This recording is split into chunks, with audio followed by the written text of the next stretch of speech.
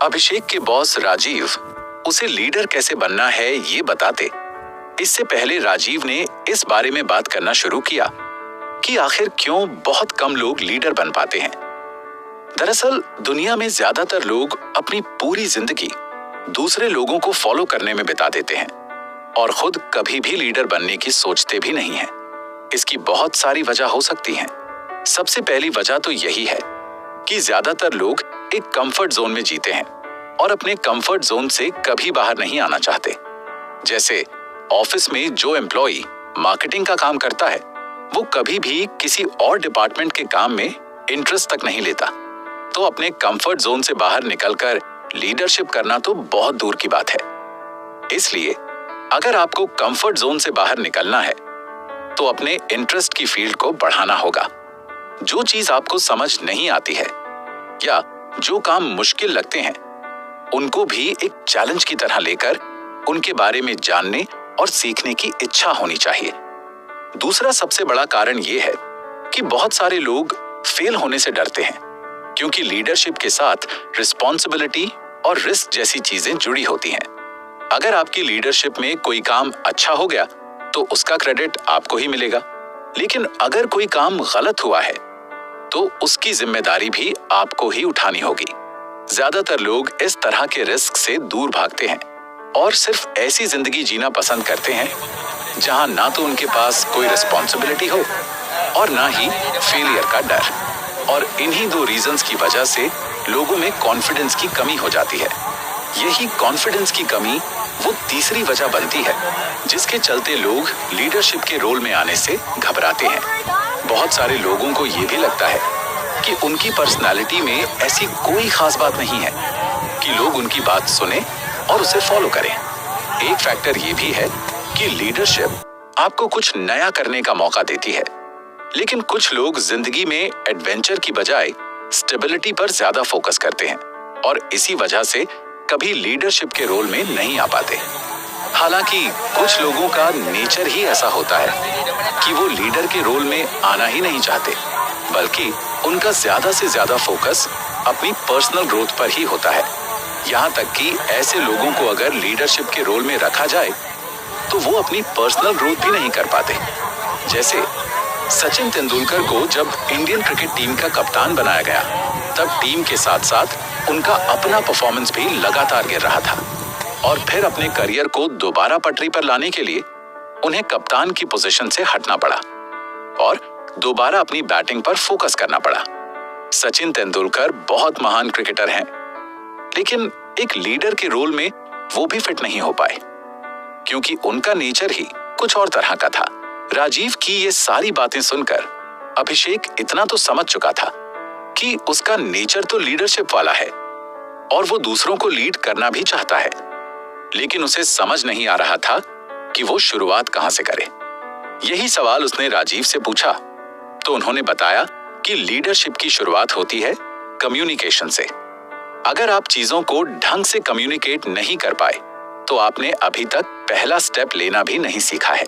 और कम्युनिकेशन का पहला स्टेप है दूसरों की बात को गौर से सुनना।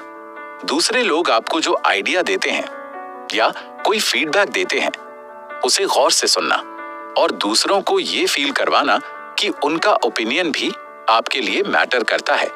लेकिन दूसरों को सुनने के साथ साथ ये जरूरी है कि आपके अपने दिमाग में आपके थॉट्स और गोल्स एकदम क्लियर हों, क्योंकि जब आपके थॉट्स आपके दिमाग में क्लियर होंगे तभी आप उन्हें दूसरों से कम्युनिकेट कर पाएंगे और दूसरों को भी आपकी बात पर तभी भरोसा होगा जब आपको अपनी खुद की बात पर भरोसा हो। और तो और जब आप किसी से कम्युनिकेट कर रहे हों तो आई कांटेक्ट बनाकर रखें और अपनी बॉडी लैंग्वेज और फेशियल एक्सप्रेशंस पर ध्यान दें। इसे नॉन वर्बल कम्युनिकेशन कहा जाता है और एक इफेक्टिव और अच्छे कम्युनिकेशन के लिए आपकी बातों के साथ साथ आपकी बॉडी लैंग्वेज में भी कॉन्फिडेंस होना चाहिए। जैसे किसी प्रोफेशनल टॉक में जिसके साथ आप बात कर रहे हो उससे हाथ मिलाना या पर्सनल कम्युनिकेशन के दौरान आई कांटेक्ट बनाकर रखना बहुत इंपॉर्टेंट है। आज की मॉडर्न एज में कम्युनिकेशन के लिए सिर्फ लोगों से मिलना इंपॉर्टेंट नहीं है, बल्कि टेक्नोलॉजी का इस्तेमाल करना भी बहुत जरूरी है। सोशल मीडिया जैसे प्लेटफॉर्म आपको कम्युनिकेशन का एक खास चैनल अवेलेबल करवाते हैं, जहां से आप उन लोगों से जुड़ सकते हैं जिन्हें आप लीड करना चाहते हैं। ट्विटर, इंस्टाग्राम जैसे प्लेटफॉर्म्स आपको एक ऐसी ऑडियंस दे सकते हैं जो आपकी बात सुने और जिनके आइडियाज से आपको भी फायदा हो सके। कम्युनिकेशन के बाद नंबर आता है दूसरों को मोटिवेट करने का। एक बार अगर आप अपनी बात ढंग से कम्युनिकेट करना सीख जाएं, तो आपको दूसरे लोगों को काम करने के लिए मोटिवेशन देना भी सीखना होगा, क्योंकि एक लीडर का मेन काम ही है कि वो अपनी टीम के दूसरे लोगों को कुछ करने या पाने के लिए मोटिवेट कर सके। लेकिन आप किसी को मोटिवेशन तब दे पाएंगे जब आप अपनी टीम के लोगों को पर्सनल लेवल पर जानते होंगे। आपको उनकी खासियत और उनकी कमजोरी के बारे में जानकारी होनी चाहिए। इसलिए एक अच्छा लीडर वो होता है जिसकी अपने टीम के लोगों के साथ गहरी दोस्ती होती है। फिर जब आप अपने टीम मेंबर्स की क्वालिटीज को समझकर उन्हें कोई काम देंगे, तो वो अपने काम में बेस्ट कर पाएंगे। ये भी आपका काम ही है कि आपको अपनी टीम के हर एक मेंबर की अचीवमेंट को सेलिब्रेट करना होगा। एक लीडर होने के नाते आपके टीम मेंबर्स हमेशा आपको इम्प्रेस करने की कोशिश करेंगे। ऐसे में अगर वो कुछ अचीव करते हैं और अगर आप उनकी तारीफ नहीं करते या उनके असाइनमेंट को सेलिब्रेट नहीं करते, तो इससे उनका मोटिवेशन गिर जाता है।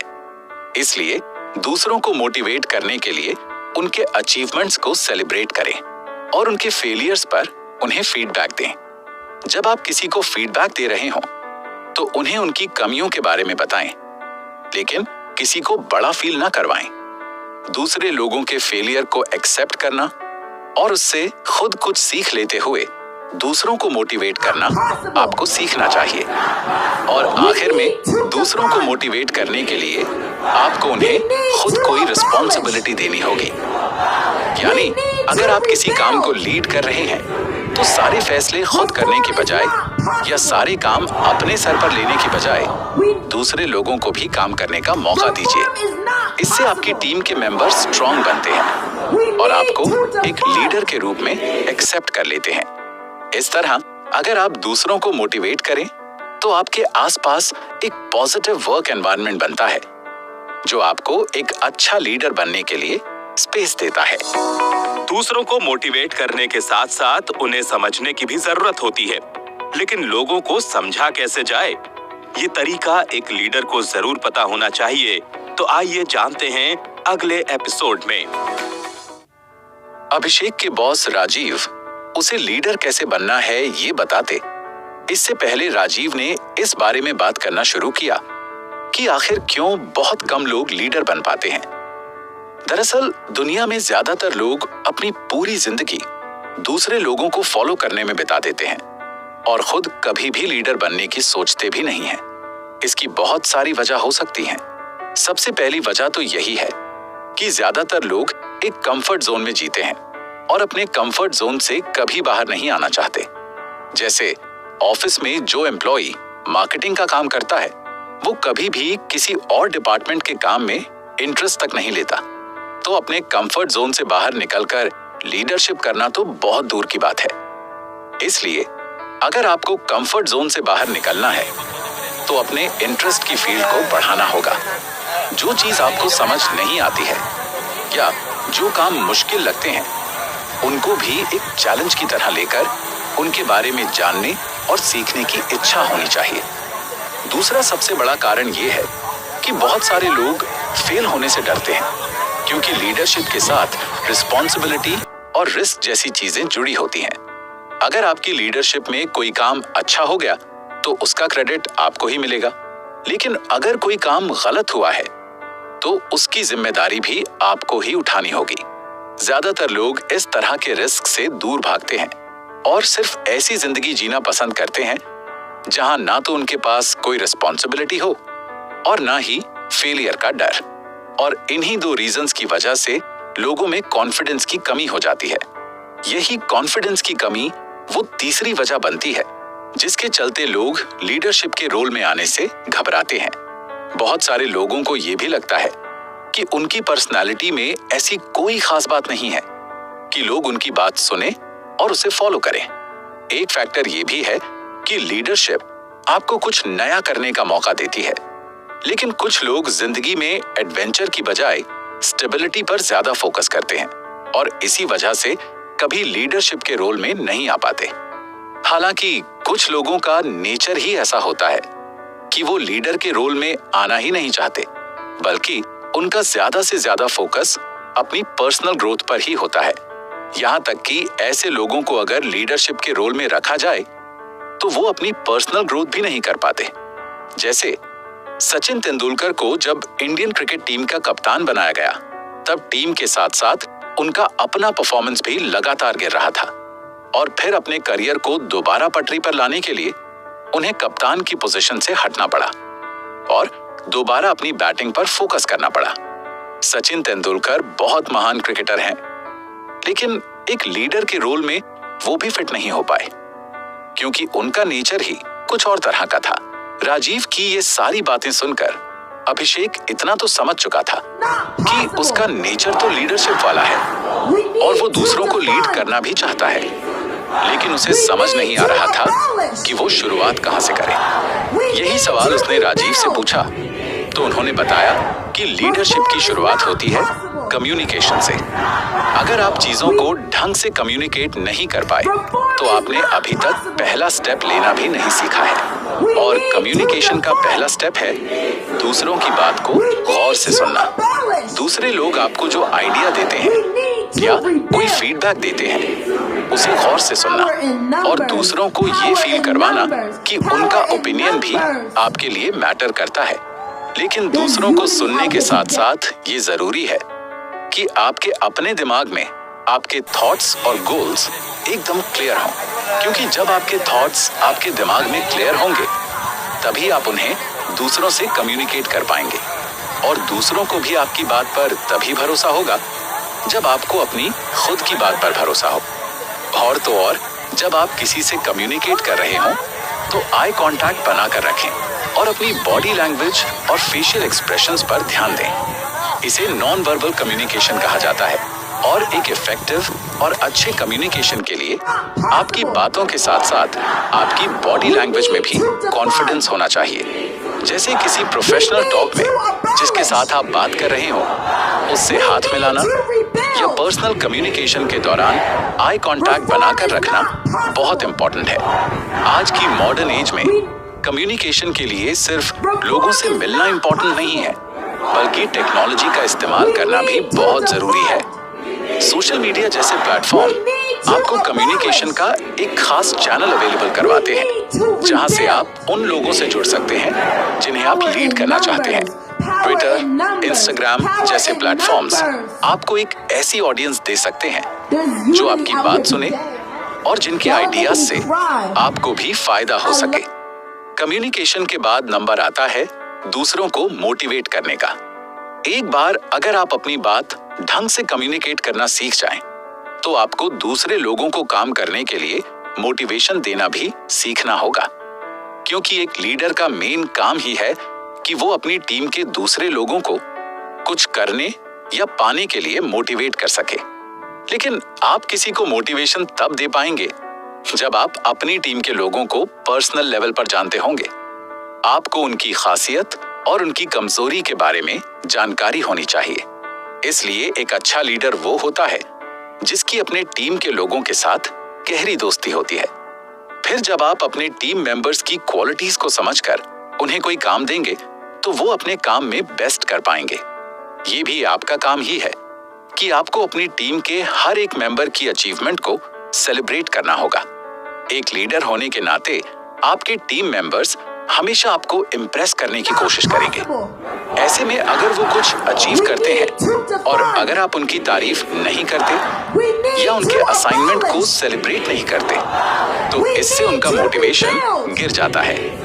इसलिए दूसरों को मोटिवेट करने के लिए उनके अचीवमेंट्स को सेलिब्रेट करें और उनके फेलियर्स पर उन्हें फीडबैक दें। जब आप किसी को फीडबैक दे रहे हो तो उन्हें उनकी कमियों के बारे में बताएं, लेकिन किसी को बड़ा फील ना करवाएं।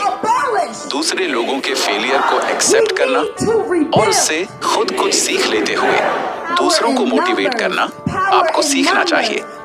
और आखिर में दूसरों को मोटिवेट करने के लिए आपको उन्हें खुद कोई रिस्पॉन्सिबिलिटी देनी होगी। यानी अगर आप किसी काम को लीड कर रहे हैं तो सारे फैसले खुद करने के बजाय या सारे काम अपने सर पर लेने के बजाय दूसरे लोगों को भी काम करने का मौका दीजिए। इससे आपकी टीम के मेंबर्स स्ट्रांग बनते हैं और आपको एक लीडर के रूप में एक्सेप्ट कर लेते हैं। इस तरह अगर आप दूसरों को मोटिवेट करें तो आपके आसपास एक पॉजिटिव वर्क एनवायरनमेंट बनता है जो आपको एक अच्छा लीडर बनने के लिए स्पेस देता है। दूसरों को मोटिवेट करने के साथ साथ उन्हें समझने की भी जरूरत होती है, लेकिन लोगों को समझा कैसे जाए, ये तरीका एक लीडर को जरूर पता होना चाहिए। तो आइए जानते हैं अगले एपिसोड में। राजीव ने अभिषेक को बताया कि लीडर बनने की शुरुआत करने के लिए हमें लोगों से पर्सनल लेवल पर कनेक्शन बनाने होते हैं, लेकिन ये बात उसे कुछ खास समझ नहीं आई और उसने राजीव से पूछा कि पर्सनल कनेक्शन बनाने का मतलब क्या है और एक लीडर बनने के लिए ये क्यों जरूरी है। इसी सवाल का जवाब देते हुए राजीव ने बताना शुरू किया कि पर्सनल कनेक्शन और बॉन्ड बनाना एक इफेक्टिव लीडरशिप के लिए बहुत जरूरी चीज है, क्योंकि आप लीडर तभी बने रह सकते हैं जब लोगों को आप पर भरोसा हो और वो आपके लिए लॉयल हो। ये भरोसा और लॉयल्टी सिर्फ तब आती है जब लोग अपने आप को आपसे जुड़ा हुआ महसूस करते हैं, और इसीलिए पर्सनल बॉन्ड बनाना किसी भी लीडरशिप के लिए बहुत जरूरी चीज होती है। फॉर एग्जाम्पल, प्रधानमंत्री नरेंद्र मोदी एक बहुत इफेक्टिव लीडर हैं, लेकिन वो लीडर इसलिए नहीं है क्योंकि वो प्रधानमंत्री हैं, बल्कि इसलिए क्योंकि उनको लोगों के साथ पर्सनल बॉन्ड बनाना आता है। जैसे अगर प्रधानमंत्री बिहार जाकर भाषण दे रहे हैं तो वो बताएंगे कि कैसे उनके अपने स्टेट गुजरात का बिहार से एक कनेक्शन है। ऐसा वो लगभग हर जगह जाने पर करते हैं और हर जगह और वहां के लोगों के साथ अपना एक कनेक्शन डेवलप करते हैं। ये एक लीडर की बहुत बड़ी खासियत होती है। राजीव की ये बात सुनकर अभिषेक बहुत एक्साइटेड हो गया और राजीव से पूछने लगा कि फिर पर्सनल कनेक्शन बनाने के लिए एक लीडर क्या-क्या कर सकता है। अभिषेक के सवाल का जवाब देते हुए राजीव कहते हैं कि पर्सनल कनेक्शन बनाने के लिए सबसे जरूरी चीज है कि जब आप किसी से बात कर रहे हो तो सिर्फ उसकी बात को सुनना काफी नहीं है, बल्कि आपको उसकी बातों पर ध्यान देना होगा ताकि बोलने वाले को ये एहसास हो कि उनकी बात को कोई सुन रहा है और समझ भी रहा है। ये मामूली सी चीज दो लोगों के बीच में अंडरस्टैंडिंग और ट्रस्ट क्रिएट करने के लिए बहुत जरूरी होती है। इसलिए जब आप किसी से बात करें तो उसकी बात को ध्यान से सुनें और उससे जुड़े हुए दूसरे सवाल पूछें या उनका ओपिनियन जानने की कोशिश करें, ताकि सामने वाले इंसान को ये पता चले कि आप उनकी बातों में इंटरेस्ट ले रहे हैं। दूसरी सबसे इंपॉर्टेंट चीज है कि जब भी आप किसी के साथ कोई कॉन्वर्सेशन कर रहे हो तो आपको एम्पैथी दिखानी होगी। एम्पैथी का मतलब है कि सामने वाला इंसान कैसा फील कर रहा है, इसकी आपको समझ होनी चाहिए। अगर आप किसी की खुशी में खुश होते हैं तो किसी के दुख में दुखी होना भी आपको आना चाहिए। इस तरह जब आप दूसरे लोगों के साथ अपना सुख दुख बांटते हैं तो आप दोनों के बीच एक इमोशनल बॉन्ड डेवलप हो जाता है। यहाँ तक कि मान लीजिए आप किसी से बात कर रहे हो और आप उनकी बात से अग्री नहीं कर पा रहे, तब भी उनकी फीलिंग्स को हर्ट करने से बचना चाहिए। किसी और की फीलिंग हर्ट करने के बजाय आपको एक ऐसा एनवायरनमेंट क्रिएट करना चाहिए जहां लोग आपके पास आकर खुले मन से आपको अपने मन की सारी बातें बता सकें। लोगों को आप पर यह भरोसा होना चाहिए कि आप उन्हें किसी भी बात को लेकर जज नहीं करेंगे। एक बार अगर आप किसी को इतना कंफर्टेबल कर देंगे तो उसके बाद लोग अपने आप आपको अपने आइडियाज, ओपिनियंस, फीलिंग्स और फीडबैक देने लगेंगे। इस तरह का ओपन कम्युनिकेशन ज्यादा से ज्यादा लोगों को आपकी तरफ अट्रैक्ट करने के काम आता है और लोग अपने आप को आपसे जुड़ा हुआ महसूस करते हैं। इसके अलावा कुछ और चीजें हैं जो आपको करनी चाहिए। पहली चीज है कि आप जिन लोगों के साथ काम कर रहे हो उनको पर्सनल लेवल पर जानने की कोशिश करें। आपके आसपास के लोग किस बैकग्राउंड से आते हैं, उनकी फैमिली क्या करती है, उनके इंटरेस्ट क्या हैं या हॉबीज क्या हैं। और इसी तरह की दूसरी पर्सनल बातें आपको पता होनी चाहिए। हम ये नहीं कह रहे हैं कि आपको किसी की पर्सनल लाइफ में जबरदस्ती घुसने की जरूरत है, लेकिन हर किसी की जिंदगी की कुछ बेसिक बातें होती हैं जो अगर आपको पता हो तो सामने वाले इंसान को सुनकर अच्छा लगता है। एक बार फिर से प्रधानमंत्री मोदी के एग्जाम्पल से इस चीज को समझने की कोशिश करते हैं। आपने देखा होगा कि जब भी इंडिया की कोई स्पोर्ट्स टीम कोई मैच हार जाती है तो प्रधानमंत्री खुद उन्हें फोन करके बात करते हैं या कई बार तो मिलने पहुंच जाते हैं। इसी तरह जब ओलंपिक में हमारे कुछ खिलाड़ी अनफॉर्चुनेटली हार कर मेडल पाने से चूक गए तो प्रधानमंत्री ने उन्हें फोन लगाकर उनका हालचाल लेना चाहा। अपनी बातचीत के दौरान प्रधानमंत्री खिलाड़ियों से उनकी इंजरी और छोटी मोटी चोट के बारे में पूछते थे। किसी खिलाड़ी को अगर महीने 2 महीने पहले भी कहीं छोटी मोटी चोट लगी थी तो प्रधानमंत्री उसकी भी जानकारी रखते थे। इस तरह आप जिन लोगों को लीड कर रहे हैं उनकी जिंदगी की ये छोटी मोटी डिटेल्स पता होना आपको एक ऐसा लीडर बना देती है जो बाकी सबसे अलग दिखाई देता है। लेकिन सिर्फ अपनी टीम को जानना ही काफी नहीं है, बल्कि आपको उनकी अचीवमेंट को सेलिब्रेट भी करना होगा। जब भी आपके आसपास के लोग कुछ अचीव करें तो उसे कंपटीशन की नजर से नहीं देखना चाहिए, बल्कि उनकी सक्सेस को सेलिब्रेट करें और बाकी लोगों को भी उनकी तरह कुछ अचीव करने के लिए इंस्पायर करें। याद रखें कि लीडर का काम कंपटीशन करना नहीं होता, बल्कि दूसरे लोगों को कंपटीशन में उतरने के लिए इंस्पायर करना होता है। लेकिन दूसरों की सक्सेस सेलिब्रेट करने और उनके फेलियर को एक्सेप्ट करने से भी इम्पोर्टेंट है कि आप खुद वो काम करिए जो आप अपनी टीम के लोगों से एक्सपेक्ट करते हैं। एक लीडर के रूप में आप जो भी करते हैं वो दूसरे लोगों के लिए एक एग्जाम्पल होता है। इसलिए आपको ऐसा एग्जाम्पल सेट करना है जो बाकी लोग भी फॉलो करें। आप अगर दूसरों की बात को ध्यान से सुनेंगे तो आपको लीडर मानने वाले दूसरे लोग भी ओपन कम्युनिकेशन में भरोसा करने लगेंगे। इसी तरह जब आप अपनी टीम के साथ पर्सनल बॉन्ड बनाएंगे तो आपकी टीम के बाकी लोग भी एक दूसरे के साथ पर्सनल बॉन्ड बनाने लगेंगे। लेकिन ये सब तब हो पाएगा जब आपकी टीम के लोग आप तक आसानी से पहुंच पाएं। इसलिए ये आपकी जिम्मेदारी है कि आप हमेशा अपनी टीम के लोगों के लिए अवेलेबल रहें। आपकी टीम के लोगों को ये भरोसा होना चाहिए कि उन्हें जब भी आपकी जरूरत होगी तब वो बिना किसी झिझक के तुरंत आप तक पहुंच सकते हैं। क्योंकि अगर उन्हें ये भरोसा नहीं है कि आप उनके लिए हमेशा अवेलेबल रहेंगे तो वो आपको लीडर भले ही मान लें, लेकिन कभी भी वो ट्रस्ट और पर्सनल बॉन्ड डेवलप नहीं हो पाएगा जो एक अच्छी लीडरशिप के लिए जरूरी है। हालांकि कोई लीडरशिप या टीम वर्क कितना ही अच्छा क्यों ना हो, बुरा वक्त सबका आता है और उस बुरे वक्त में किसी को भी अकेला छोड़ने की बजाय एक लीडर को सपोर्ट और हेल्प ऑफर करनी चाहिए। जो लीडर मुश्किल वक्त में अपने लोगों के साथ खड़े होते हैं उन्हें लोग एक लीडर से ज्यादा फैमिली के रूप में देखने लगते हैं। इसलिए दूसरे किसी वक्त में आप चाहे अवेलेबल हों या ना हो, लेकिन मुश्किल वक्त में आपको हमेशा दूसरों के लिए अवेलेबल रहना होगा। अब राजीव अभिषेक को ये बताने वाला है कि क्यों एक लीडर के लिए दूसरों की कही हुई बात को ध्यान से सुनना और दूसरों से सीखना बहुत जरूरी होता है। तो एक लीडर की इस क्वालिटी के बारे में हम जानेंगे अगले एपिसोड में। राजीव ने जब कहा कि एक अच्छा लीडर बनने के लिए दूसरों को सुनना भी जरूरी होता है तो अभिषेक ने सोचा कि लीडर का काम तो भाषण देना और बोलना होता है। उसे समझ नहीं आ रहा था कि सुनने का लीडर बनने से क्या कनेक्शन है। इसी सवाल से परेशान होकर उसने राजीव से पूछ लिया कि सुनना इतना इंपॉर्टेंट क्यों है। राजीव ने अभिषेक का सवाल गौर से सुना और जवाब देते हुए कहा कि ये सही बात है कि हम सबको लगता है कि लीडर वही होता है जो अच्छा भाषण देता है।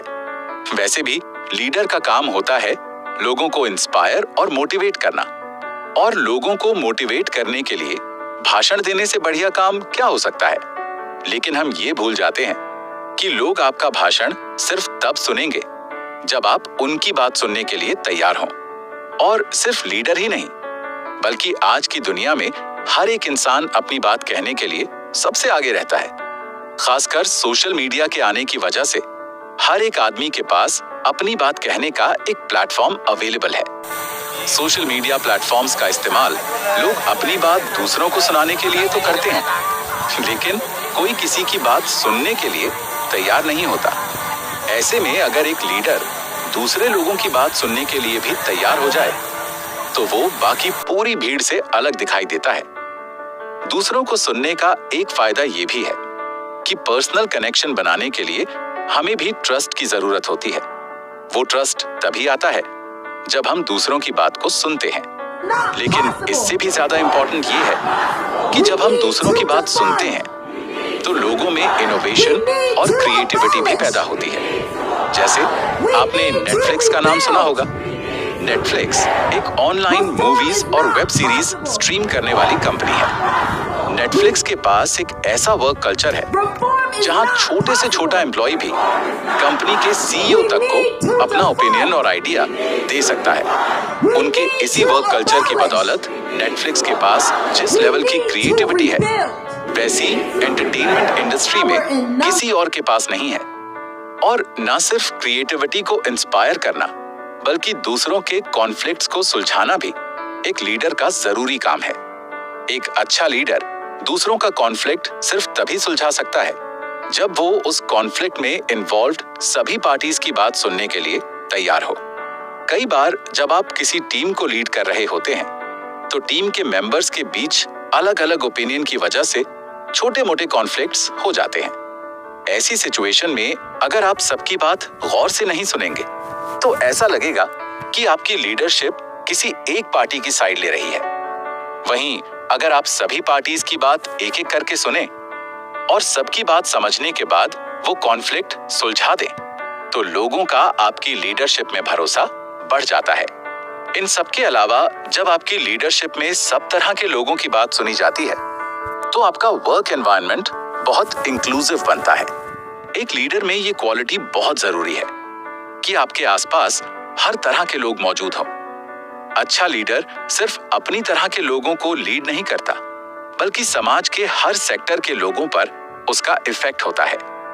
इस तरह एक ऐसा वर्क एनवायरनमेंट तैयार होता है जिसमें तरह तरह के ओपिनियंस और आइडियाज एक ही जगह पर आते रहते हैं। और सीधी सी बात है कि आपके पास जितनी तरह के ओपिनियन होंगे आपका काम उतना ही ज्यादा बेहतर होता जाएगा।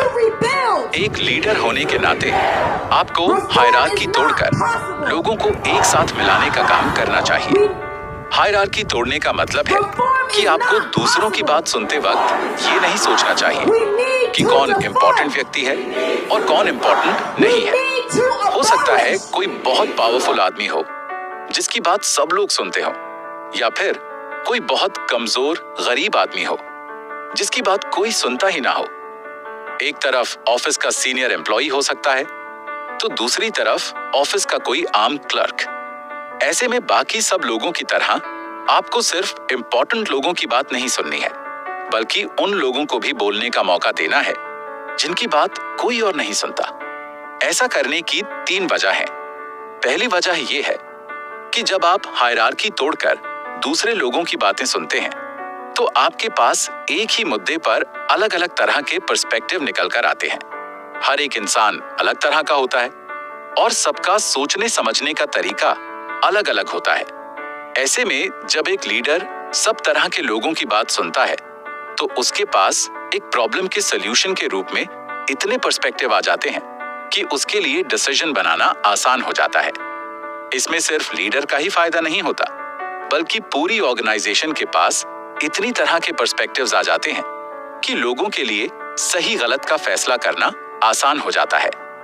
इससे डिसीजन मेकिंग का प्रोसेस ट्रांसपेरेंट बनता है और लोगों का लीडरशिप में भरोसा बना रहता है। इससे आपका और आपकी टीम का फायदा होता है। लेकिन जब आप एक टीम के रूप में हायरार्की तोड़कर दूसरे लोगों की बातें सुनना शुरू करते हैं तो आप इक्वालिटी को भी प्रमोट करते हैं। इक्वालिटी का मतलब है दुनिया में हर एक इंसान अलग अलग जाति, धर्म और जेंडर का होने के बावजूद एक दूसरे के बराबर है। कोई भी इंसान किसी से कम नहीं है और कोई भी किसी से ज्यादा नहीं हो सकता। ऐसे में एक लीडर के रूप में आप कुछ लोगों की बातें सुने और कुछ को इग्नोर कर दें, तो ये इक्वालिटी के प्रिंसिपल के खिलाफ है। इक्वालिटी का प्रिंसिपल डेमोक्रेसी की जड़ में है। इसलिए डेमोक्रेसी के अगेंस्ट जाकर आप एक अच्छे लीडर कभी नहीं बन सकते। लेकिन जब आप दूसरे लोगों की बातें सुनना शुरू करते हैं, तब लोगों में ये मैसेज जाता है कि आप में इक्वालिटी को लेकर सीरियस कमिटमेंट है।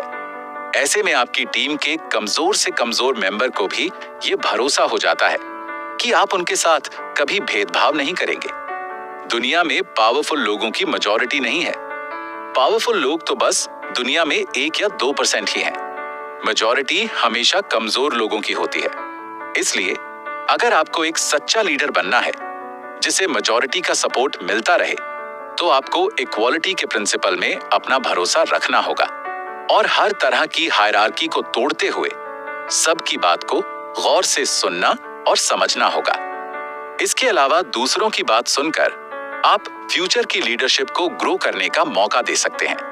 आपको ये बात समझनी होगी कि लीडरशिप हमेशा ऊपर की पोजीशन में बैठे लोगों में से ही निकले, ये जरूरी नहीं है। ये पूरी तरह पॉसिबल है कि अच्छी लीडरशिप उन लोगों में से भी निकल कर आ सकती है जो सोसाइटी के सबसे कमजोर तबके के लोग हों। ऐसे में अगर आप सोसाइटी के कुछ लोगों की बात को इंपॉर्टेंस देना बंद कर देंगे, तो ऐसे लोगों को कभी आगे आने का मौका नहीं मिलेगा। एक लीडर के नाते आपका काम होना चाहिए कि आप फ्यूचर की जनरेशन के लिए अच्छे लीडर तैयार करें, और ऐसा तब हो पाएगा जब आप उन लोगों को भी बोलने और अपने आइडिया शेयर करने का मौका देंगे जिनकी बात कोई और नहीं सुनता। इस चीज से 2 बड़े फायदे होते हैं। एक तो ये है कि आपकी वजह से फ्यूचर के लिए भी लीडरशिप तैयार हो जाती है, और जब आप लीडर की पोजीशन में ना रहें, ऐसे वक्त में भी टीम को आगे ले जाने के लिए कोई ना कोई तैयार रहता है। आपका दूसरे लोगों की बात सुनना टीम के लिए तो इंपॉर्टेंट है, लेकिन इसके अलावा इसका ये फायदा भी है कि आपकी टीम के अंदर से ऐसा टैलेंट निकल कर आता है जिन्हें किसी और जगह उतनी इंपॉर्टेंस नहीं मिलती। वैसे भी कहा जाता है ना कि स्टूडेंट के जिंदगी में आगे बढ़ने पर सबसे ज्यादा खुशी टीचर को ही होती है। एक लीडर होने के नाते आपको दूसरों को कुछ सिखाने के लिए एक टीचर का रोल भी निभाना चाहिए। तो राजीव ने अभिषेक को बताया कि एक लीडर के लिए हिरार्की तोड़कर सबकी बात सुनना क्यों जरूरी है, और अब अगले एपिसोड में राजीव इस बारे में बात करने वाला है कि अपनी टीम को मोटिवेट करने के लिए एक लीडर क्या क्या कर सकता है, और कैसे ये मोटिवेशन ना सिर्फ लीडर के लिए बल्कि पूरी टीम के लिए सक्सेस का रास्ता खोल देती है। अभिषेक ने राजीव से पूछा कि लीडर होने के नाते हमें दूसरों की सक्सेस को सेलिब्रेट करना चाहिए। ये बात तो ठीक है, लेकिन अगर कोई गलती करे तो क्या उसे माफ कर देना चाहिए, या फिर एक अच्छे लीडर की तरह हमें उसे डांट लगानी चाहिए? आखिर लीडर का खौफ भी तो होना चाहिए ना। अभिषेक की बात सुनकर राजीव पहले तो हंस पड़े, फिर बाद में बताना शुरू किया कि इंसान गलतियों का पुतला होता है। हर इंसान अपनी जिंदगी में बेहिसाब गलतियां करता रहता है। यहाँ तक कि अगर कोई खुद लीडर है तब भी उसके हाथों भी गलती हो सकती है। ऐसे में एक लीडर होने के नाते टीम के मेंबर से कोई गलती होती है तो उसे बहुत सावधानी से हैंडल करना जरूरी है। एक सिचुएशन में एक लीडर को गुस्से में कोई भी रिएक्शन देने की बजाय गलतियों का एनालिसिस करना चाहिए। किसी भी चीज पर इमोशनल होकर रिएक्शन देने की बजाय एक अच्छी लीडरशिप हमेशा शांति से पूरे मामले को देखती और समझती है। अगर किसी चीज को गुस्से में देखा जाए तब किसी का भी दिमाग पूरी तरह काम नहीं कर पाता और गलत फैसला लेने के चांसेस बढ़ जाते हैं। वहीं अगर ठंडे दिमाग से किसी चीज पर सोचा जाए तो हमारा एनालिटिकल माइंडसेट काम पर लग जाता है और हम प्रॉब्लम की जड़ तक जा पाते हैं। इसलिए सीधे सीधे टीम पर इल्जाम लगाने की बजाय एक अच्छे लीडर होने के नाते आपको गलतियों का कॉन्टेक्स्ट समझना होगा, यानी कि जो गलती की गई है वो क्यों हुई और उसे टालने के लिए क्या किया जा सकता था वगैरह। और ये तब हो पाएगा जब आप ओपन कम्युनिकेशन के जरिए अपनी टीम से बातचीत करेंगे और उन्हें ऐसा माहौल देंगे जिसमें वो खुलकर अपनी गलतियों के बारे में बात कर सकें। अगर लीडर खुद गलतियों पर बात करने का प्लेटफॉर्म देता है तो टीम के बाकी लोग भी आगे आकर अपनी गलतियां बताते हैं और लीडर से कुछ ना कुछ सीखने की कोशिश करते हैं। मान लीजिए आप एक लीडर हैं और आपकी टीम के मेंबर्स आपके पास कोई कंप्लेंट लेकर आ रहे हैं, तो आप क्या करेंगे? एक तरीका तो ये है कि आप इमोशनल होकर उस कंप्लेंट पर तुरंत कोई कार्रवाई कर दें और टीम के बाकी मेंबर्स आपसे नाराज हो जाएं। दूसरा तरीका ये है कि कंप्लेंट जिसके खिलाफ है उस मेंबर को भी आप बुलाएं और डिस्कस करके दोनों का आपस में समझौता करवा दें। ऐसे में आपकी लीडरशिप दोनों के बीच में मजबूत होगी। कुल मिलाकर बात यह है कि जब आपके पास कोई कंप्लेंट आई है तब कोई फैसला देने की बजाय आपका फोकस इस पर होना चाहिए कि कैसे आप बिना किसी को नुकसान पहुंचाए उसकी शिकायत को दूर कर सकते हैं। ये सब कुछ तब हो पाएगा जब आपकी टीम में क्रिटिसिज्म का कल्चर होगा, और क्रिटिसिज्म का कल्चर भी तब डेवलप होगा जब एक लीडर के रूप में आप खुद क्रिटिसिज्म को पॉजिटिव नजर से देखते होंगे। कोई भी अच्छा लीडर क्रिटिसिज्म के पॉजिटिव एस्पेक्ट पर ज्यादा ध्यान देता है।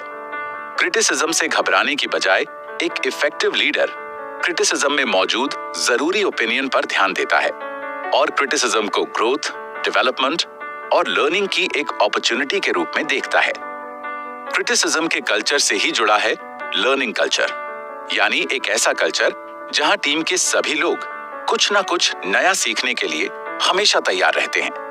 अगर किसी जगह पर सीखने को लेकर इतना जोश है तो फिर वहां फेल हो जाने का डर बहुत ज्यादा नहीं होता। जैसे आप इंडिया की स्पेस एजेंसी इसरो को देख सकते हैं। इसरो हर साल कई सारे मिशन लॉन्च करती है।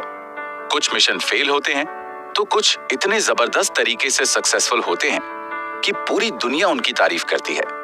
साल 2019 में इसरो का चंद्रयान 2 मिशन फेल हो गया, लेकिन उनके ऑर्गेनाइजेशन में जिस तरह का लर्निंग कल्चर था उसमें हार मानकर बैठने की जगह नहीं थी और ना ही वो लोग क्रिटिसिज्म से घबराते थे। यही वजह है कि आगे चलकर 2023 में उन्होंने चंद्रयान 3 लॉन्च किया और वो एक सक्सेसफुल मिशन रहा। सक्सेस को सेलिब्रेट करना जैसे लीडर का काम है, वैसे ही टीम को फेल होने से बचाना भी लीडर का ही काम है। अगर आप क्रिटिसिज्म झेल नहीं पाते हैं और आपको लगता है कि गलती करने से आपकी इमेज खराब होती है और आप अपनी ऑर्गेनाइजेशन को परफेक्ट बनाना चाहते हैं, तो आपको अपनी टीम को गलती करने से रोकना होगा। लेकिन आप ये करेंगे कैसे? सबसे पहले तो ये बात याद रखिए कि कभी भी गलतियों को पूरी तरह खत्म नहीं किया जा सकता। आप ज्यादा से ज्यादा ये कर सकते हैं कि गलती होने के चांसेस को कम कर दें, और ऐसा करने के लिए आपको अपनी टीम में एक फीडबैक मैकेनिज्म डेवलप करना होगा, क्योंकि अच्छे लीडर सिर्फ क्रिटिसिज्म पर डिपेंड नहीं होते, बल्कि अपनी टीम के साथ रेगुलर फीडबैक सेशंस भी लेते हैं, जहां टीम की कमजोरी और मजबूती दोनों डिस्कस की जाती हैं। जब आप अपनी टीम से फीडबैक लेते हैं तो उसे ये मैसेज जाता है कि आप गलतियां ढूंढने की बजाय डेवलपमेंट पर फोकस करने वाले लीडर हैं। अभी हमने जिस learning culture, positive criticism culture और फीडबैक कल्चर की बात की, वो सब सिर्फ तब हो सकता है जब किसी भी टीम के लीडर अपनी टीम की मिस्टेक को एक्नॉलेज करें और उस गलती से कोई ना कोई सीखने लायक चीज निकालकर टीम के सामने रखें। लेकिन इसका मतलब ये नहीं है कि टीम का लीडर जिम्मेदारी से पीछे हट जाए। लीडर को किसी को ब्लेम नहीं करना चाहिए, लेकिन उसे अपनी टीम के मेंबर्स को जिम्मेदारी लेने के लिए ट्रेनिंग देनी चाहिए। यानी अगर किसी से गलती हो गई है तो उसे आगे आकर अपनी गलती माननी चाहिए और उसे ठीक करने की जिम्मेदारी खुद उठानी चाहिए। लेकिन ऐसा सिर्फ तब हो पाएगा जब उसे बाकी की पूरी टीम और उसके लीडर का साथ मिले। इस बात को समझने की कोशिश कीजिए कि किसी को उसकी गलती के लिए ब्लेम करने से आप उसे डीमोटिवेट करते हैं, और इसमें ना तो आपका कोई फायदा है और ना ही उसका। ऐसे में बेहतर यही है कि जब आप किसी की गलती के बारे में सुने तो उस गलती के अंदर से भी कुछ पॉजिटिव देखने की कोशिश करें। कई बार ऐसा होता है कि कोई इंसान किसी काम को करने के दौरान थोड़ा बहुत अच्छा करता है और बाकी जगह गड़बड़ कर देता है। ऐसे में आपको अच्छी चीजों पर पहले फोकस करके उसकी तारीफ करनी चाहिए और गड़बड़ वाली चीजों के बारे में उसे इस तरह बताना चाहिए कि उसे बुरा ना लगे। बात यह है कि दुनिया में हर एक इंसान अपने लिए इम्पोर्टेंस फील करना चाहता है। ऐसे में अगर आप किसी को उसकी गलती बताते वक्त उसे ये भी बताते रहेंगे कि उसकी इम्पोर्टेंस आपकी टीम के लिए क्या है, तो वो अपनी गलती को सुधार कर अपने लीडर के लिए फिर से काम पर लग जाएगा। इसलिए आपको दूसरों की मिस्टेक को एडमिट तो तुरंत कर लेना है, लेकिन क्रिटिसाइज जरा धीरे धीरे कीजिए। किसी को क्रिटिसाइज करने से पहले उसका माहौल बनाइए और फिर क्रिटिसिज्म भी हमेशा ऐसा दीजिए जो कंस्ट्रक्टिव हो। यानी आपके क्रिटिसिज्म में सिर्फ दूसरों की गलतियां निकालने की बजाय ऐसी बातें भी होनी चाहिए जिनका इस्तेमाल करके गलती को ठीक किया जा सकता हो। तो इस तरह चाहे अपनी टीम के लोगों की सक्सेस को सेलिब्रेट करना हो या उनकी गलतियों पर फीडबैक देना हो, एक अच्छा लीडर ये दोनों ही रोल अच्छे से निभा लेता है। तो इस तरह हमने जाना कि कैसे एक लीडर के लिए नेगेटिव चीजों से सीखना भी जरूरी होता है और दूसरों की सक्सेस सेलिब्रेट करना और उनकी गलतियों पर फीडबैक देना कैसे एक लीडर की जिम्मेदारी होती है। अब हम उस मुद्दे पर बात करने वाले हैं जो एक लीडर के लिए सबसे इंपॉर्टेंट है, और वो मुद्दा है गोल सेटिंग।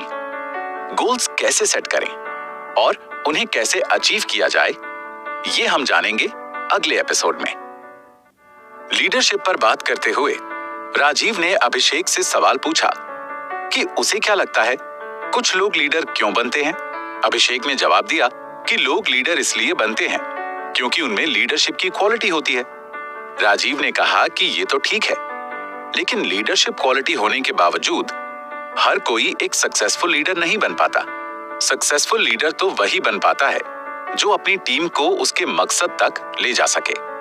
कहने का मतलब है कि अगर कोई लीडर अपनी टीम के गोल पूरे ना कर पाए तो उसकी लीडरशिप की कोई वैल्यू नहीं है, चाहे वो कितनी ही स्ट्रॉन्ग और अच्छी लीडरशिप क्यों ना हो। राजीव की बात सुनकर अभिषेक समझ चुका था कि अब राजीव गोल अचीव करने में लीडरशिप के रोल पर बात करने वाले हैं।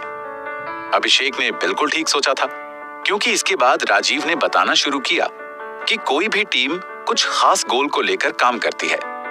एक लीडर का काम न सिर्फ अपनी टीम के लिए गोल सेट करना होता है, बल्कि वो उस गोल को पूरा करने के लिए अपनी टीम के साथ मिलकर मेहनत भी करता है। लेकिन गोल पूरा करने का सबसे पहला स्टेप है गोल सेटिंग, यानी अपनी टीम के लिए गोल फिक्स करना। ये गोल ऐसा होना चाहिए जो पूरी टीम या ऑर्गेनाइजेशन के विजन और मिशन को रिप्रेजेंट करता हो। जैसे एक क्रिकेट टीम का गोल मैच जीतना हो सकता है, उसी तरह किसी बिजनेस टीम का काम होता है किसी बिजनेस डील को फाइनल करना। इसी तरह अलग अलग फील्ड में काम कर रही टीम्स के अपने अपने गोल होते हैं। एक लीडर का ये काम होता है कि वो अपनी टीम के लिए ऐसे गोल सेट करे जो अचीव किए जा सकते हों और जो उसकी टीम के लिए रेलेवेंट हों। जैसे क्रिकेट टीम का कप्तान अपनी टीम के लिए 20 ओवर में 400 रन का गोल सेट नहीं कर सकता, क्योंकि इस तरह का गोल अचीव ही नहीं किया जा सकता। इसलिए गोल हमेशा बहुत सोच समझ कर सेट करना चाहिए, क्योंकि वही पूरी टीम के लिए फ्यूचर में रोड मैप का काम करेगा। दूसरी इंपॉर्टेंट बात है कि एक लीडर होने की वजह से पूरी टीम आपको एक एग्जाम्पल के रूप में देखती है, यानी आप जैसा बिहेव करते हैं वैसा ही पूरी टीम बिहेव करने के लिए मोटिवेट होती है। एक अच्छा लीडर इस बात को समझता है और यही बात ध्यान में रखकर वो अपने एक्शंस पर कंट्रोल करता है। अब अगर एक लीडर खुद डेडलाइन को ध्यान में रखकर काम करेगा, कभी छुट्टी नहीं लेगा और टीम के गोल को लेकर कमिटमेंट दिखाएगा, तो बाकी की पूरी टीम भी वैसा ही करने के लिए इंस्पायर होगी। इसे लीडिंग बाय एग्जाम्पल कहा जाता है। अपना खुद का एग्जाम्पल सेट करके पूरी टीम को लीड करना गोल्स अचीव करने की दिशा में एक जरूरी कदम है। लेकिन एक अच्छा लीडर गोल सेट करने के बाद चुपचाप नहीं बैठता और ना ही वो ये समझता है कि उसका काम सिर्फ ऑर्डर देना है, बल्कि वो खुद पूरे प्लान में एक्टिव रहकर हर काम पर नजर रखता है और जो काम उसके अंडर आते हैं उन्हें बाकी टीम मेंबर्स की तरह ही ईमानदारी से पूरा करता है। इससे पूरी टीम में ये मैसेज जाता है कि टीम का लीडर अपने आप को बाकी लोगों से ऊपर नहीं समझता, बल्कि सबको अपने बराबर समझता है और खुद भी उतनी ही मेहनत से काम करता है जितनी एक्सपेक्टेशन वो दूसरों से रखता है। लेकिन इसके साथ साथ एक लीडर टीम के गार्डियन का काम भी करता है। वो घर के बुजुर्ग की तरह होता है जिसका काम गाइडेंस और सपोर्ट प्रोवाइड करना होता है। वैसे भी लीडर हमेशा वो बनता है जिसके पास दूसरों से ज्यादा नॉलेज और एक्सपीरियंस हो। ऐसे में एक लीडर के रूप में आपका एक्सपीरियंस और नॉलेज आपकी टीम के काम आना चाहिए। आपकी टीम आपसे ये एक्सपेक्ट करती है कि जहां उन्हें कोई रास्ता ना दिखाई दे वहां आप सॉल्यूशन के साथ हाजिर हों और टाइम मैनेजमेंट, रिसोर्स और प्लानिंग जैसे मुद्दों पर अपनी टीम को गाइड करने का काम करें। इसके लिए लीडर टाइम मैनेजमेंट से जुड़ी वर्कशॉप्स ऑर्गेनाइज कर सकता है या फिर जिन लोगों को टाइम मैनेजमेंट की प्रॉब्लम आती है उनसे पर्सनली बात कर सकता है। इसके अलावा एक बहुत इंपॉर्टेंट काम है जो सिर्फ एक लीडर ही कर सकता है। दरअसल जब बहुत सारे लोग मिलकर कोई काम करते हैं तो हर छोटे काम को सभी लोगों के बीच में बांट दिया जाता है। ऐसी सिचुएशन में हर इंडिविजुअल को ये पता नहीं होता कि वो किसी बड़े मकसद के लिए काम कर रहे हैं। कई बार ऐसा ही होता है कि लोग अपने हिस्से के काम को अपना समझकर करते हैं और बाकी काम की तरफ ध्यान भी नहीं देते। ऐसे में लीडर का काम है कि वो हर एक इंडिविजुअल को ये एहसास कराए कि वो सब लोग मिलकर एक बड़े गोल को अचीव करने के लिए काम कर रहे हैं। फॉर एग्जाम्पल, एक सोल्जर लड़ाई के मैदान में बंदूक उठाकर देश के लिए खड़ा होता है, लेकिन लड़ाई के वक्त उसका फोकस दुश्मन से अपनी जान बचाने पर होता है। लेकिन इस वक्त उस सोल्जर का लीडर अपनी पूरी बटालियन को ये समझकर जोश दिलाने का काम करता है कि उनकी जान सिर्फ उनकी अपनी नहीं है बल्कि वो देश की है और ये लड़ाई किसी एक आदमी की नहीं है बल्कि पूरे देश की रक्षा के लिए है। ये लीडरशिप का एक बहुत जरूरी हिस्सा है कि वो टीम के हर इंडिविजुअल को एक बड़े कलेक्टिव और ग्रेटर गोल का रियलाइजेशन करवाए। जब आपकी टीम धीरे धीरे करके आगे बढ़ रही हो तब उनका फोकस अपने काम पर होता है, लेकिन एक लीडर की नजर इस बात पर होती है कि उसके काम के बीच में रुकावट कहाँ आ रही है। ऐसे में लीडर की जिम्मेदारी है कि वो काम के बीच में आने वाली रुकावटों को आइडेंटिफाई करे, उन्हें दूर करने का काम करे। इसके लिए आपको ये देखना होगा कि अगर आपकी टीम पूरी मेहनत करने के बाद भी अपने गोल अचीव नहीं कर पा रही है तो जरूर कहीं ना कहीं कोई चीज है जो उन्हें रोक रही है। उस चीज को आपको पहचानना होगा और पूरी टीम के साथ डिस्कस करके इसका सलूशन निकालना होगा। अपनी टीम की प्रॉब्लम को आइडेंटिफाई करना और उस पर काम करना एक लीडर की इंपॉर्टेंट जिम्मेदारी है। इससे न सिर्फ टीम का काम आसान हो जाता है बल्कि एक रिजल्ट ओरिएंटेड कल्चर भी डेवलप होता है जहां मेहनत और काम से ज्यादा गोल अचीव करने पर फोकस किया जाता है। यानी एक लीडर के नाते आपका काम ये नहीं है कि आपने अपनी टीम से बहुत ज्यादा मेहनत करवाई, बल्कि आपका काम तो ये है कि अपनी टीम को कम से कम झंझट के साथ उनके गोल तक पहुंचा दें। लेकिन एक गोल अचीव होने के बाद वहीं पर रुकने की बजाय लीडर का काम होता है नए गोल सेट करना और उन्हें पूरा करने की प्रिपरेशन पर लग जाना। अगर आप अपनी टीम को बिल्कुल ही छोड़ देंगे तब उन्हें दोबारा काम पर लगाना मुश्किल हो जाएगा। इसलिए हमेशा एक प्लान के पूरा होने के बाद अगले प्लान की तैयारी में लग जाएं और अपनी टीम को बिजी रखने की कोशिश करें। तो सुना आपने कैसे सिर्फ लीडरशिप की क्वालिटी होने से कोई लीडर नहीं बन जाता, बल्कि सही मायने में लीडर उसे कहते हैं जो अपनी टीम को उसके गोल अचीव करने में मदद कर सके। लेकिन एक क्वालिटी अभी भी बाकी थी जिसके बारे में राजीव ने अभिषेक को नहीं बताया था। इस क्वालिटी का नाम है एटीट्यूड। क्या होता है एटीट्यूड और कैसे इसका सही इस्तेमाल करना है, ये हम जानेंगे अगले एपिसोड में।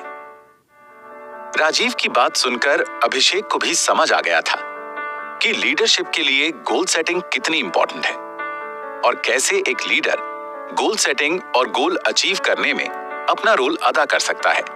लेकिन अभी भी लीडरशिप की कुछ क्वालिटीज बाकी थीं, जो राजीव ने अभिषेक को नहीं बताई थी।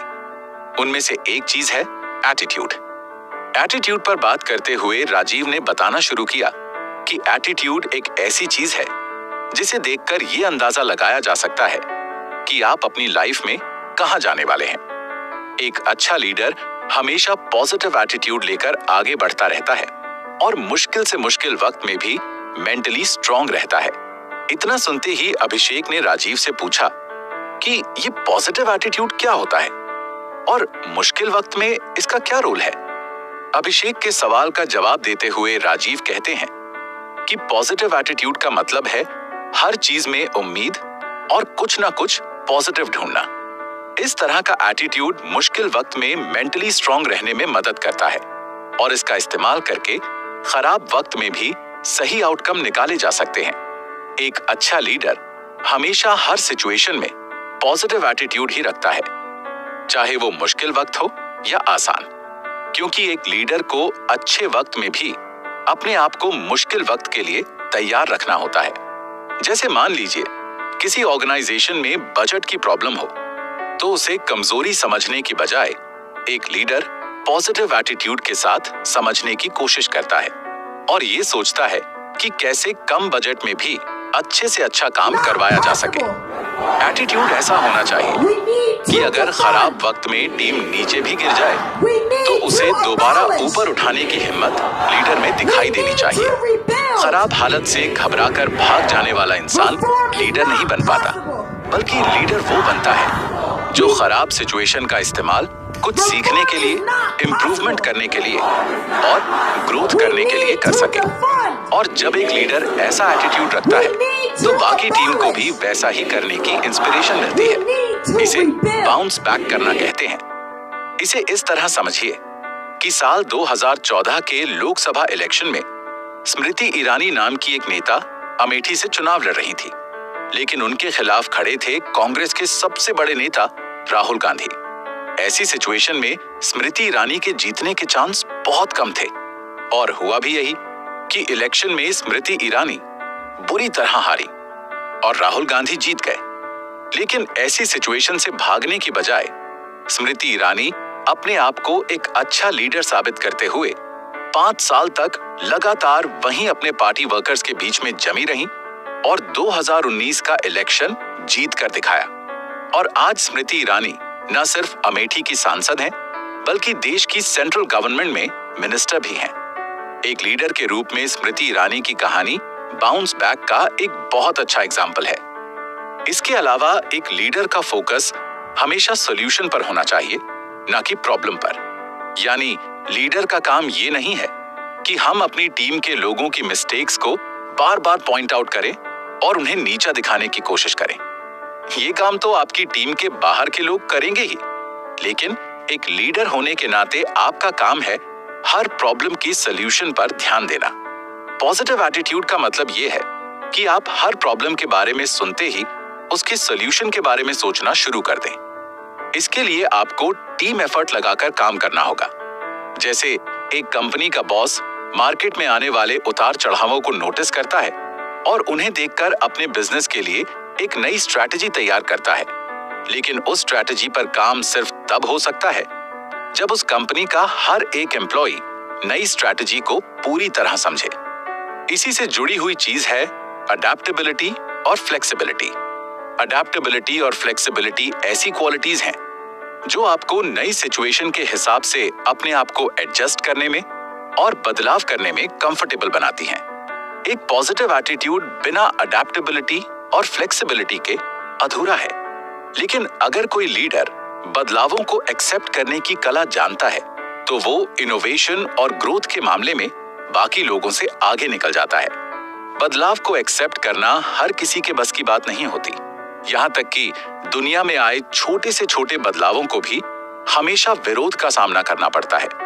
लेकिन हर विरोध के बीच कुछ ऐसे लीडर्स होते हैं जो न सिर्फ बदलाव को एक्सेप्ट करते हैं, बल्कि इनोवेशन के जरिए उसी बदलाव की मदद से ग्रोथ भी करते हैं। पॉजिटिव एटीट्यूड न सिर्फ एक लीडर को बेहतर लीडर बनाता है, बल्कि पूरी ऑर्गेनाइजेशन के वर्क कल्चर को भी एक स्टेप आगे ले जाता है। वर्क कल्चर का मतलब है कि आप जिस ऑर्गेनाइजेशन में काम करते हैं उसकी प्रिंसिपल वैल्यूज और वहां काम करने का एटमॉस्फेयर कैसा है। ऐसे में एक लीडर का पॉजिटिव एटीट्यूड पूरी टीम को साथ मिलकर काम करने की इंस्पिरेशन देता है, उनकी क्रिएटिविटी को बढ़ाता है और इन सब का नतीजा ये होता है कि पूरी टीम की परफॉर्मेंस सुधरती है और एक प्रोडक्टिव वर्क कल्चर डेवलप होता है। ये पॉजिटिव वर्क कल्चर छोटे छोटे सेलिब्रेशंस और ओपन कम्युनिकेशन जैसी चीजों के जरिए तैयार किया जाता है। लेकिन इन सबसे अलग एटीट्यूड में एक और खास पावर है। ये पावर है लॉ ऑफ अट्रैक्शन की। लॉ ऑफ अट्रैक्शन कहता है कि आप जिस तरह का एटीट्यूड रखते हैं वैसे ही आप बन जाते हैं। यानी अगर आपका एटीट्यूड लीडर वाला है तो आपको लीडर बनने से कोई नहीं रोक सकता। अगर आपका एटीट्यूड पॉजिटिव है और आप हर चीज को उम्मीद की नजर से देखते हैं तो फिर आपके सामने कोई मुश्किल टिक ही नहीं सकती। इसलिए एक मजबूत और पॉजिटिव एटीट्यूड लेकर चलना इसलिए जरूरी है ताकि बाहर की दुनिया का असर आपकी पर्सनालिटी पर ना हो सके। लेकिन इस तरह का एटीट्यूड तब डेवलप होगा जब आप इसको लेकर पूरी तरह पैशनेट हो। आप जैसा एटीट्यूड पाना चाहते हैं उसके बारे में आपको दिन रात सोचना होगा और उस एटीट्यूड को अपने अंदर फील करना होगा। अगर आप एक लीडर बनना चाहते हैं तो आपको अपने आप को लीडर समझना होगा और अपने आप को एक लीडर की तरह ट्रीट भी करना होगा, क्योंकि अगर आप खुद अपने आप को एक लीडर नहीं समझेंगे तो दुनिया भी आपको लीडर मानने से इनकार कर देगी। जब भी आपके सामने कोई मुश्किल आए तो आपको सोचना होगा कि आप इसका सलूशन ढूंढ सकते हैं और लोग आपकी बात पर विश्वास जरूर करेंगे। अगर आपने एक बार अपने आप को ये भरोसा दिला दिया तो फिर लोगों को मनाना कोई बड़ी बात नहीं होगी। इस तरह की पॉजिटिव और सेल्फ कॉन्फिडेंट फीलिंग न सिर्फ हमें ज्यादा से ज्यादा अचीव करने के लायक बनाती है बल्कि लोगों को भी हमसे जोड़ती है। कोई भी इंसान ऐसे लोगों के साथ काम करना चाहता है जो खुश रहते हों और प्रोडक्टिव हों, यानी ऐसे लोग जिनका एटीट्यूड ऐसा होता है कि उन्हें दुनिया की हर प्रॉब्लम छोटी दिखाई देती है। अगर आप भी ऐसा एटीट्यूड हासिल कर पाएं तो आपको लीडर बनने से कोई नहीं रोक सकता। आपका पॉजिटिव एटीट्यूड न सिर्फ आपको भरोसा दिलाता है कि आप हर मुश्किल से जीत जाएंगे बल्कि आपकी टीम को भी वैसा ही हौसला देता है। एटीट्यूड ऐसा होना चाहिए कि आप ये बात मान ही नहीं सकते कि आप कभी हार सकते हैं। बहुत सालों पहले महाराष्ट्र में एक ऐसे ही राजा हुए, पेशवा बाजीराव बल्लाल। बाजीराव ने अपनी जिंदगी में 41 लड़ाइयां लड़ी, लेकिन इनमें से एक भी लड़ाई वो कभी हारे नहीं। उनका एटीट्यूड ऐसा था कि वो मानते थे कि कोई उन्हें कभी हरा नहीं सकता। उनके इसी एटीट्यूड का असर उनकी सेना पर भी पड़ता था और नतीजा ये निकलता था कि बाजीराव हर लड़ाई के मैदान में जीत का झंडा गाड़ कर घर आते थे। तो इसलिए अगर लीडर बनना है और अपने साथ साथ दूसरों को भी सक्सेस के लिए तैयार करना है तो पॉजिटिव एटीट्यूड के साथ जिंदगी जीना शुरू करना चाहिए। अब तक तो आप समझ चुके होंगे कि लीडर बनने के लिए एटीट्यूड बहुत जरूरी है, लेकिन एटीट्यूड मेंटेन करने के चक्कर में आप ज्यादा स्ट्रेस मत लेने लग जाना। और स्ट्रेस ले भी रहे हैं तो कोई बात नहीं, क्योंकि अगले एपिसोड में राजीव अभिषेक को यही बताने वाला है कि कैसे अपने स्ट्रेस और टेंशन को कम करके काम पर फोकस किया जा सकता है। आप भी जानना चाहते हैं? तो चलिए अगले एपिसोड में। पॉजिटिव एटीट्यूड के बारे में राजीव की बातें सुनते सुनते अभिषेक सोचने लगा कि ये सब चीजें एक अच्छा लीडर बनने के लिए जरूरी है, लेकिन क्या कोई ऐसी भी चीज है जिससे एक लीडर को बचना चाहिए? अभिषेक ये तो समझ चुका था कि एक लीडर को क्या करना चाहिए, लेकिन उसे क्या नहीं करना चाहिए, इस सवाल का जवाब अभी उसके पास नहीं था। राजीव ने अभिषेक के चेहरे को देखकर समझ लिया कि वो किसी उलझन में है, और जब अभिषेक ने राजीव के सामने अपना सवाल रखा तो राजीव ने बताना शुरू किया कि एक ऐसी चीज है जिससे हर लीडर को बचना चाहिए। वो चीज है स्ट्रेस। किसी भी टीम, ऑर्गेनाइजेशन या कंपनी का लीडर बहुत सारी रिस्पॉन्सिबिलिटीज को पूरा करता है। उसके हाथ में इतने सारे काम होते हैं कि उन्हें पूरा करने का प्रेशर कभी कभी बहुत बढ़ जाता है। ऐसे में स्ट्रेस ही एक ऐसी चीज है जो एक लीडर को सबसे ज्यादा परेशान कर सकती है।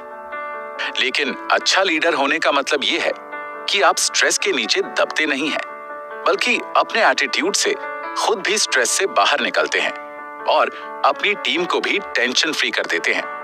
इसीलिए हमारे लिए ये जानना बहुत जरूरी है कि कैसे स्ट्रेस ना लेते हुए अपने काम पर फोकस करके हम लीडरशिप की क्वालिटी डेवलप कर सकते हैं। अपना स्ट्रेस मैनेज करने के लिए सबसे पहले तो आपको अपने बोलने और बात करने की टोन पर कंट्रोल करना होगा। आपकी बात करने की टोन से ऐसा नहीं लगना चाहिए कि आप अपने काम को लेकर बहुत ज्यादा स्ट्रेस में हैं। मान लीजिए आपकी टीम का कोई मेंबर कुछ गलती कर देता है या काम बिगाड़ देता है, तो ऐसी सिचुएशन में स्ट्रेस में आकर उस पर चिल्लाने से शायद आपका काम एक बार के लिए हो जाए, लेकिन वो मेंबर आपको एक कमजोर लीडर की तरह देखने लगेगा जो छोटी सी मुश्किल के आगे घबरा जाता है। इसकी जगह आप हर सिचुएशन में शांत और कूल रहकर डील करेंगे तो लोग आपकी लीडरशिप की तारीफ करते नहीं थकेंगे। याद कीजिए कैसे क्रिकेट मैच के मुश्किल से मुश्किल गेम में महेंद्र सिंह धोनी एक कप्तान के रूप में बहुत कूल एटीट्यूड रखते थे और इसी एटीट्यूड की वजह से जिस लेवल का प्रेशर धोनी हैंडल कर पाते थे उतना कोई और क्रिकेटर नहीं कर पाया। और शायद धोनी ही इकलौते ऐसे क्रिकेटर हैं जिनको कभी भी मैदान में गुस्सा होते हुए या दूसरे खिलाड़ियों पर चिल्लाते हुए नहीं देखा गया। लेकिन हर इंसान धोनी की तरह कूल माइंडसेट का हो ये जरूरी नहीं है। हो सकता है आपको स्ट्रेस लेने की आदत हो।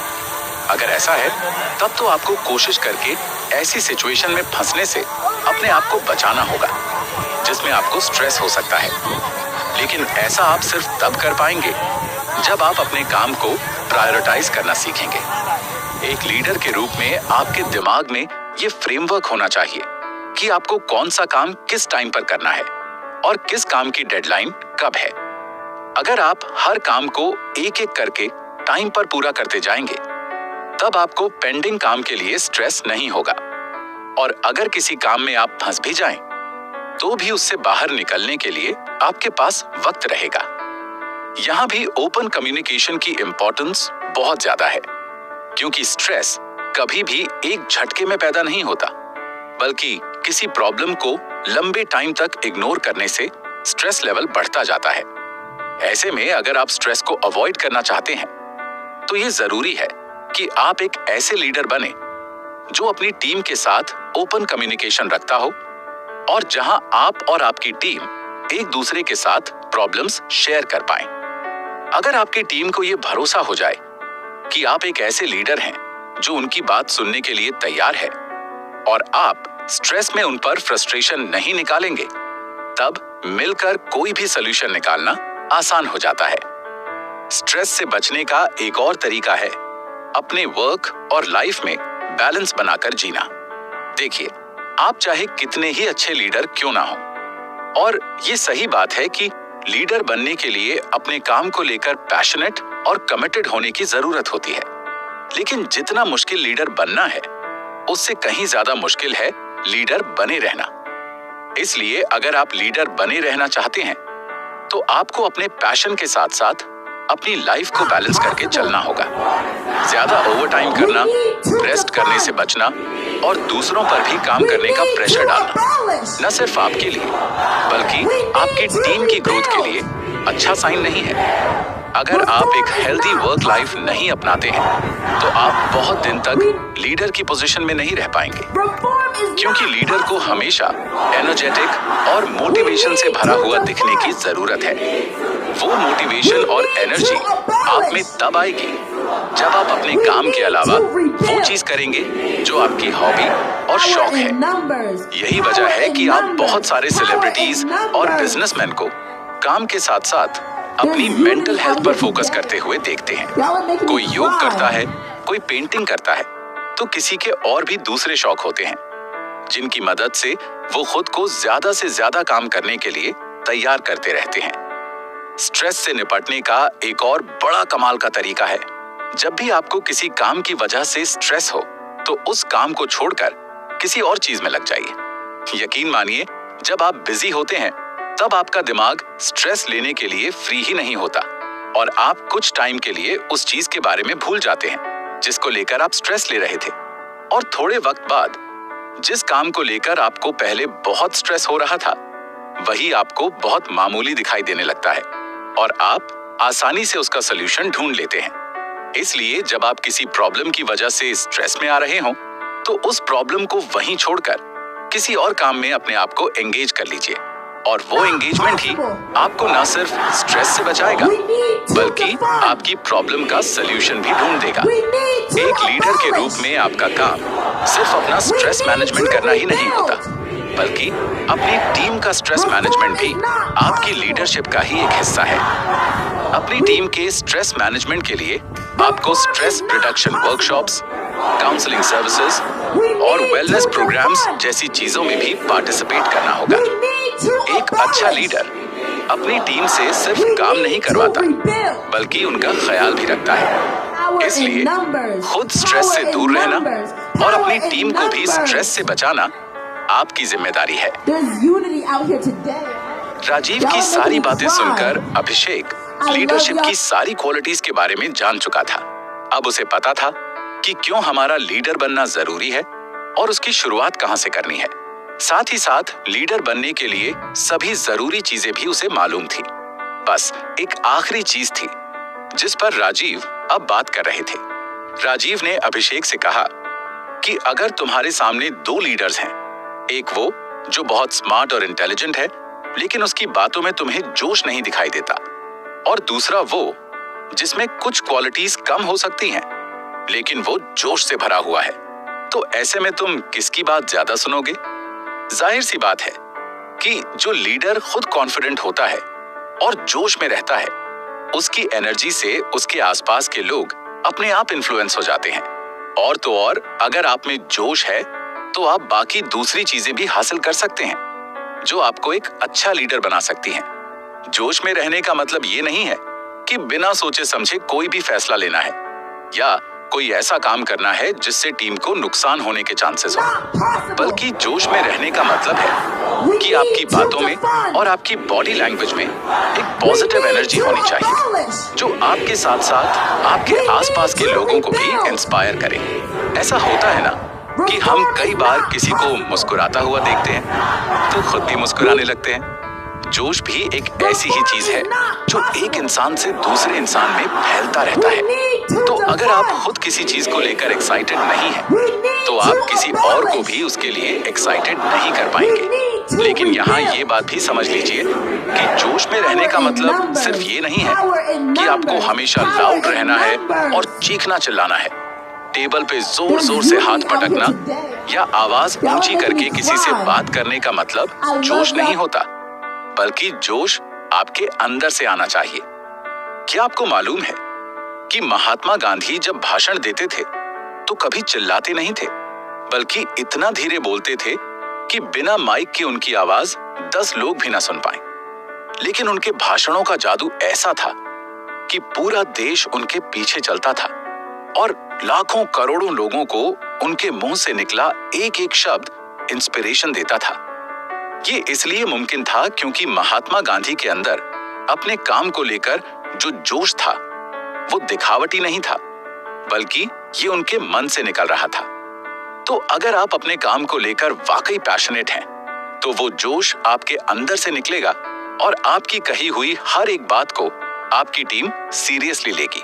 आपके अंदर बहुत जोश तब दिखाई देगा जब आप किसी भी प्रॉब्लम को एक चैलेंज की तरह देखना शुरू करेंगे और किसी भी सिचुएशन से निपटने का आपका तरीका प्लेफुलनेस से भरा होना चाहिए। यानी जैसे स्पोर्ट्स में कोई मैच कितना ही स्ट्रेसफुल क्यों ना हो, खिलाड़ियों को ये नहीं भूलना होता कि वो एक गेम खेल रहे हैं, और जब कोई खिलाड़ी अपने गेम को एंजॉय करता हुआ कोई मैच खेलता है तो उसकी जीत पक्की हो जाती है। इस तरह एंजॉय करते हुए चीजों को करने को ही प्लेफुलनेस कहा जाता है। अगर आपकी टीम को आपके अंदर वो प्लेफुलनेस दिखाई देगी तो आपको जोर जोर से बोलकर ये दिखाने की जरूरत नहीं रहेगी कि आप जोश में हैं, बल्कि आपका जोश अपने आप आपकी बॉडी लैंग्वेज में दिखाई देगा। एक बार के लिए इस तरह का जोश दिखाना आसान है, लेकिन अगर आपको हमेशा अपने जोश को बरकरार रखना है तो आपको वो हर चीज करके दिखानी होगी जो आप प्रॉमिस करते हैं। अगर आप चाहते हैं कि लोग आपकी बातों और हरकतों में आपके जोश को देख पाएं, तो आपको एक ऐसा लीडर बनना होगा जिसकी हर एक बात पर लोगों को भरोसा हो। और ये भरोसा सिर्फ तभी पैदा हो सकता है जब आप अपनी कही हर एक बात को पूरा करके दिखाते हो। इसका मतलब है कि आपको हमेशा वही चीज कहनी है जो करने की आप में काबिलियत है। यानी आपको झूठे वादे करने से बचना होगा और अपनी टीम को आप जिस भी चीज का भरोसा दिला रहे हो उसे पूरा करके दिखाना होगा। लेकिन भरोसा जीतना कोई एक दिन का काम नहीं होता। लंबे वक्त तक धीरे धीरे कोशिश करके आप लोगों के मन में अपने लिए भरोसा जगाते हैं। ये एक लंबा प्रोसेस है, लेकिन अगर एक बार आपको ये एहसास हो गया कि लोग आपकी बातों को सीरियसली लेते हैं और आप पर पूरा भरोसा करते हैं, तो आपका कॉन्फिडेंस एक अलग लेवल पर होगा और आपके अंदर का जोश अपने आप लोगों को बाहर दिखाई देने लगेगा। लेकिन एक कमजोर इंसान कभी जोशीला नहीं लग सकता। आप कितने जोश में हैं, इसका सीधा रिफ्लेक्शन आपकी हेल्थ में भी दिखाई देना चाहिए, क्योंकि एक फिजिकली कमजोर आदमी यानी एक ऐसा आदमी जिसे लोगों के सामने बोलने में शर्म आती हो, वो कभी पब्लिक स्पीकर नहीं बन सकता। और इसी तरह एक ऐसे लीडर के बारे में सोचिए जिसे देखकर लगता है कि वो बीमार है। क्या ऐसे किसी लीडर में किसी को जोश दिखाई दे सकता है? उल्टा, अगर कोई ऐसा इंसान ज्यादा जोश में बात करेगा तो लोग उसका मजाक बनाने लगेंगे। ऐसा लगेगा जैसे कोई दुबला पतला आदमी पहलवानी की बात कर रहा है। इसीलिए जो जोश आपके अंदर से आता है उसे बाहर दिखाने के लिए आपको एक हेल्दी लाइफस्टाइल की जरूरत है। सुबह जल्दी उठना, एक्सरसाइज करना और अच्छी डाइट लेना वगैरह, ये सब ऐसी चीजें हैं जो आपको एनर्जेटिक बनाती हैं। बिना एनर्जी के जोश ना तो दिखाई देता है, ना ही उसका एहसास होता है। हम ये नहीं कह रहे कि आपको जिम जाने की जरूरत है या बॉडी बनाने की जरूरत है, लेकिन अगर आपका शरीर आपके कंट्रोल में है और आपका लाइफस्टाइल हेल्दी है, तो आपकी बातों में अपने आप वजन आ जाता है। राजीव की बातें सुनकर अभिषेक खुद भी जोश से भर गया और अब तक अपने काम में मगन रहने वाले अभिषेक ने फैसला किया कि अब वो सिर्फ अपने लिए नहीं बल्कि पूरी टीम के लिए काम करेगा और अपने अंदर लीडरशिप की स्किल डेवलप करेगा। उसने मन ही मन ये ठान लिया कि इस बार तो मुकेश लीडर बनने की रेस में उससे आगे निकल गया, लेकिन राजीव के बताए रास्ते पर चलकर वो अपने अंदर लीडरशिप की स्किल्स डेवलप करके अपना मुकाम खुद बनाएगा। और अभिषेक की इस बातचीत से हमें ये तो पता चलता ही है कि हमारे अंदर के लीडर को कैसे बाहर निकालना है, लेकिन साथ ही टीम वर्क कितना इंपॉर्टेंट है और कैसे लोगों से हम अपना काम निकलवा सकते हैं, ये भी पता चलता है।